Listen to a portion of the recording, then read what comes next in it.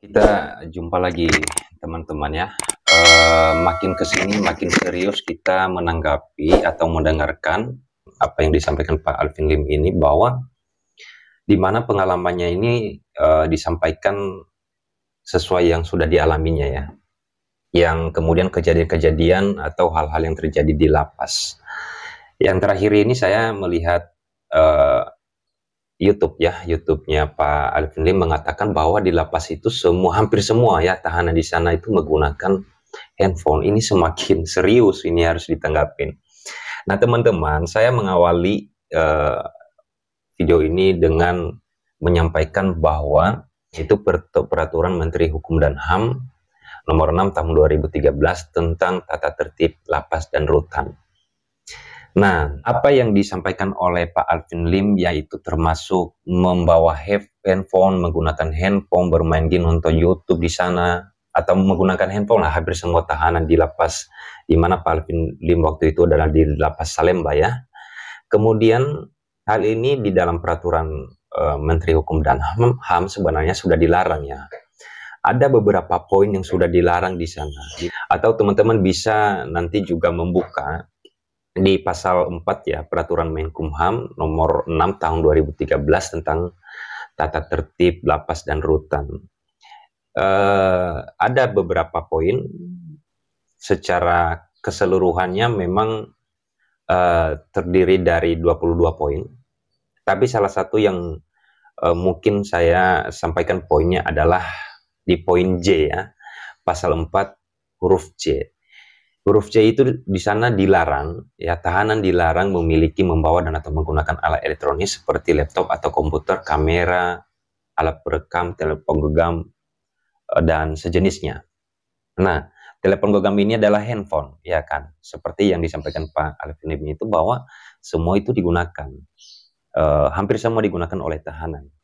Nah, kemudian di video sebelumnya saya lihat juga, saya tonton juga Pak Alvin mengatakan bahwa di lapas itu juga ada oknum-oknum yang memeras tahanan, ada yang meminta duit, dan salah satu bukti yang diperlihatkan itu adalah ada dimintain duit ke istrinya Pak Alvin Lim kalau tidak salah, yang dikirim hampir setiap bulan gitu, hampir setiap bulan per tanggal berapa lah kemarin, 15 atau tanggal 25. Nah, teman-teman, hal ini kemudian terkait dengan membawa handphone, sebenarnya di dalam Permen Hukum sudah ada sanksinya. Ya, sanksinya itu sudah diatur di dalam Permen Hukum ini ya. Sebenarnya sanksinya ada sanksi ringan, ada sanksi sedang, ada sanksi berat. Tapi sanksi berat di sini kalau melanggar larangan ini, kemudian dimasukkan ke dalam sel pengasingan ya selama 6 hari. Itu sanksi beratnya kalau melanggar ya larangan ini. Nah, terkait dengan oknumnya, terkait dengan oknum yang disebut sama Pak Alvin Lim, kemarin sempat menyebutkan nama juga, bagaimana tindakan yang dilakukan oleh pemerintah terkait hal ini. Saya belum melihat respon serius terhadap video yang disampaikan oleh Pak Alvin Lim ini. Jadi pertanyaan juga buat kita, apakah benar atau tidak apa yang disampaikan oleh Pak Alvin Lim ini? Nah, kalau kita mengatakan bahwa benar, artinya kita ini harus memiliki bukti ya. Ya, kita harus memiliki bukti bahwa mengiyakan apa yang disampaikan oleh Pak Alvin Lim.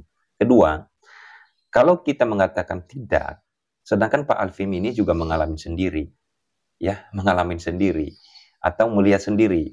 Nah, ada lagi yang disampaikan bahwa masih kontakan, ada bukti kontakan dengan tahanan di lapas, baik teman-temannya dan juga klien-kliennya. Ini sangat-sangat luar biasa ini. Ini perlu ditanggapin serius ya. Tapi teman-teman, saya menyampaikan ini apa yang perlu atau hal-hal yang dilarang sebenarnya di dalam lapas itu.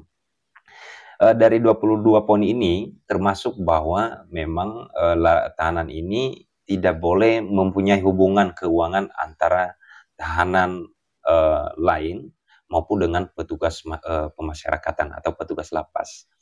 Nah, itu salah satu yang kemudian membawa atau menyimpan uang ya. Ada juga bahwa membawa atau menyimpan uang itu tidak boleh.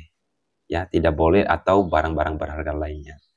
Sebenarnya banyak ya, mungkin Bapak Ibu pengalaman, bagi yang berpengalaman yang pernah ke lapas, biasanya kalau ke lapas itu kita sebagai pengunjung aja.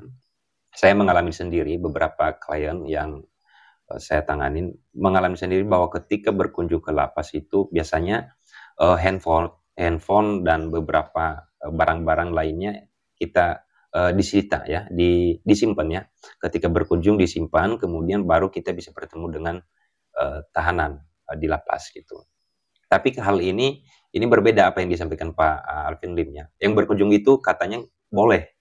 Ini saya tidak tahu apakah di setiap lapas ada kebijakan sendiri-sendiri, tetapi yang pastinya harusnya ya eh, tunduk pada Permenkumham. Ya, tunduk pada Permenkumham yang sebagaimana yang saya sebutkan tadi. Nah, bisa kita nilai sendiri, atau teman-teman bisa menilai apakah hal ini benar apa tidak, sesuai yang saya sampaikan pada video sebelumnya, ini akan berkelanjutan atau tidak ya. Nah, kemudian kalau ini tidak benar, pastinya pemerintah mengambil tindakan karena ini udah terkait dengan nama instansi. Ini kan lapas ini di bawah kewenangan Pak Menteri ya, Pak Menteri Menkumham. Kalau terus-terusan sampai tidak ada tindakan, tidak ada hal yang serius disampaikan, ditanggapin atau dilakukan oleh pemerintah, artinya ini fakta terjadi. Ya, ini fakta terjadi.